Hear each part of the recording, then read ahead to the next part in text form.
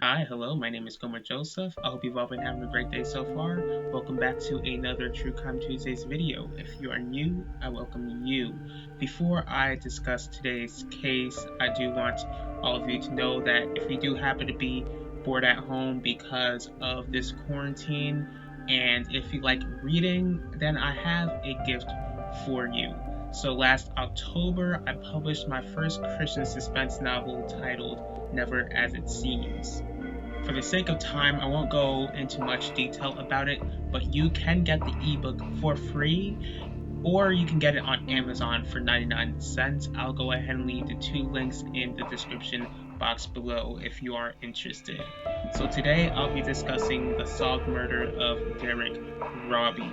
For those of you who are familiar with this case, you're not going to be surprised by who the killer is. For those of you who aren't familiar with this case, I will explain to you that this is a beginning of a mini-series of mine, like quote-unquote mini-series of mine titled Too Young to Murder, where I discuss the cases where the murderer is a minor. Now, I've talked about killer children in my video about James Bulger.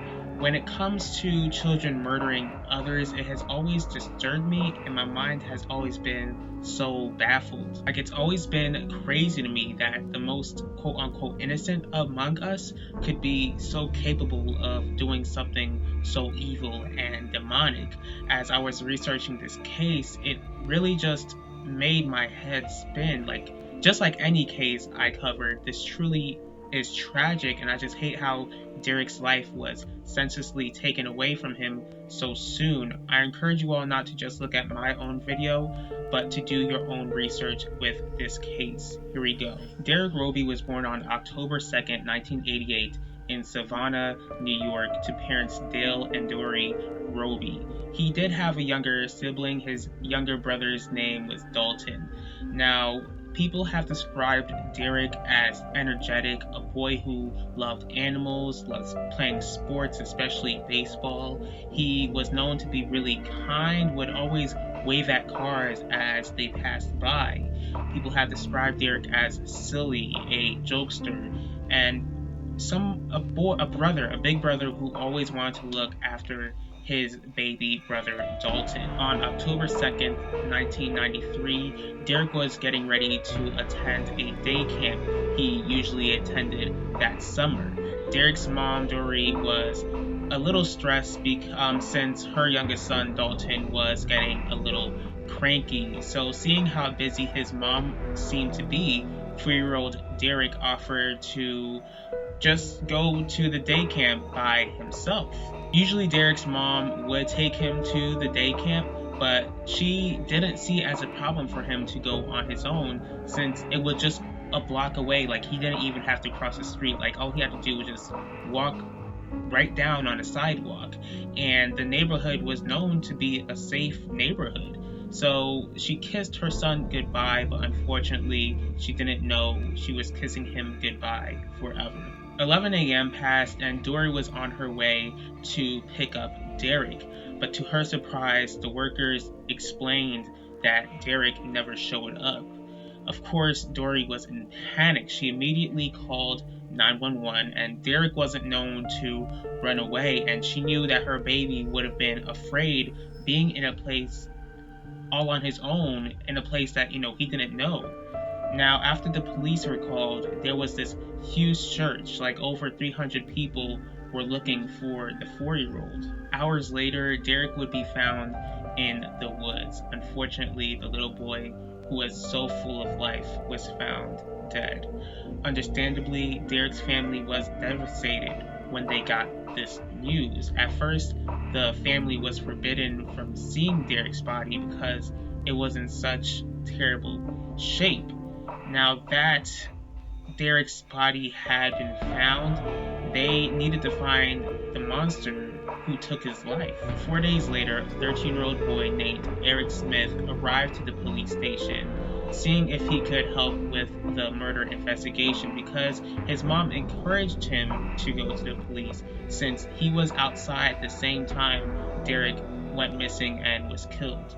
Now, at first, Eric denied seeing Derrick the day of the murder, but soon he would change his story and admit that he did in fact see Derrick. Eric would describe the field where he last saw the 4-year-old and would describe the exact shirt that Derrick wore and describe the exact lunchbox that he was carrying around. When the police asked Eric where he last saw Derrick, the 13-year-old began to get angry and upset, asking if the police thought he was the one who killed the 4-year-old. Now, the police were thrown back by, his actions and his comment, thinking that Eric was the one who saw something traumatic that day.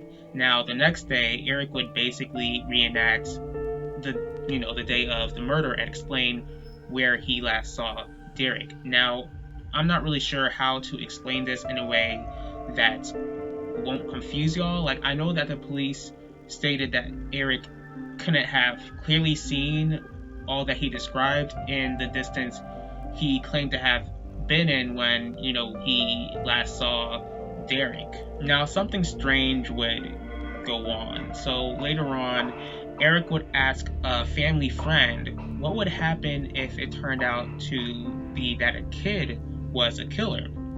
And she responded that the child would need some serious help, and he continued to ask about DNA testing and stuff like that. So once again, this is the early 90s, and the thought of children killing doesn't really come across someone's mind. Now, this lady most likely would have believed that Eric was simply being curious with, just some simple curious kid with unfortunately creepy questions. Soon enough, police would believe that a minor did kill Derrick, since the police found a squashed banana near Derrick's body, and an adult killer would have just gotten rid of the fruit. So this same family friend did her own investigation. After remembering what Eric had told her, she would go shopping and buy herself a banana as well.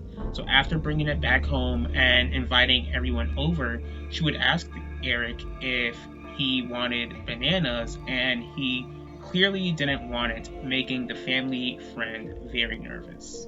5 days after the murder, Derrick's family would have to do what no parent should ever go through. He had his funeral and was buried in his baseball uniform. 2 days later, since people in Eric's family knew that he was this witness in the murder, they worried that he was hiding more than he was saying. So now at first, they believed he was scared to open up about what he saw. To their surprise and horror, Eric would confess to killing Derrick Robie. In my videos, my focus is to be on the victim and not the killer, but since this is a very unusual case, I would like for all of us to somewhat understand why Smith would do something like this. Now, Smith, he was a middle child of 3. He was born on January 22nd, 1980, just across town from Derrick. Smith's parents were Randy Hefnar and Tammy Smith. From the information that I've gathered, Tammy took epilepsy pills when she was pregnant with Eric, which were known to cause birth defects. But when Eric was born, there didn't seem to be any problems. Yet there were problems in Smith's childhood. Randy, his father was not in the picture at all. And despite that issue, Smith was really close to his maternal grandparents. Tammy married a man named Ted. So Smith stated that his stepfather Ted would abuse him, and even Smith's sister stated that Ted molested her. To make matters worse, because of his freckles and glasses and, certain looks that he had, it made Smith a target at school, and he would be a loner with no friends. With the abuse and the bullying, it seemed to have turned Smith into an angry child. With that anger, he decided to take it out on a defenseless boy who was just so vulnerable. Like the day of Derrick's murder, Smith confessed to luring the 4-year-old into the woods, claiming he could get to the day camp through some sort of shortcut.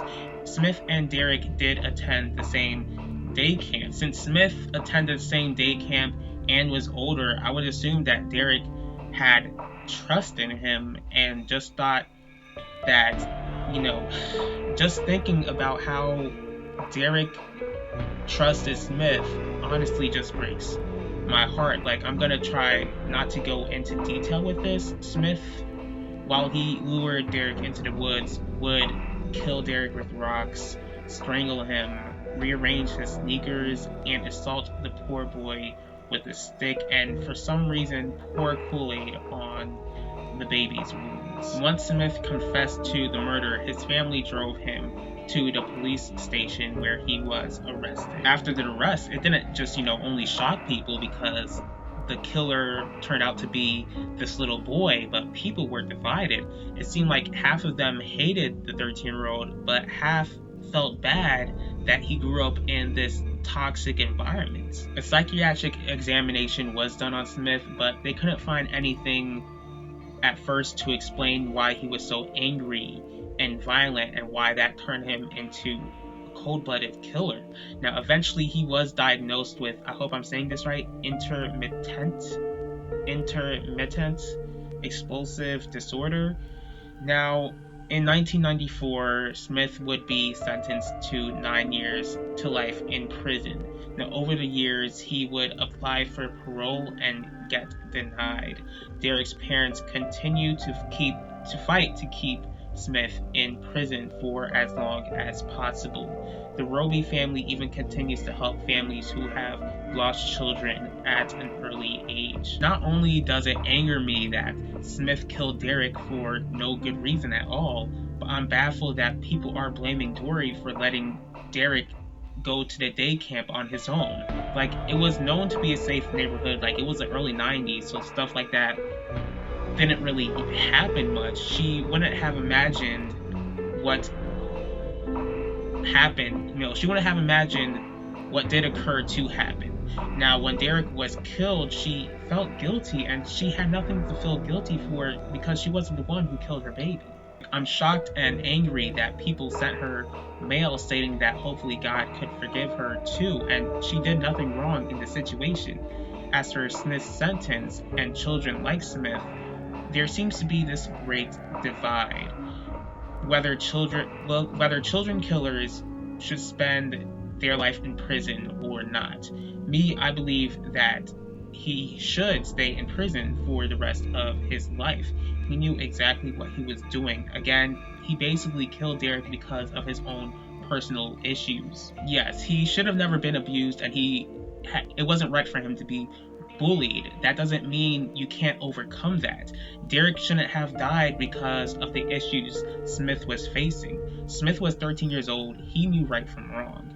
Does he have a chance to turn his life around? Yeah, from what I gathered, he claims to be remorseful for what he did.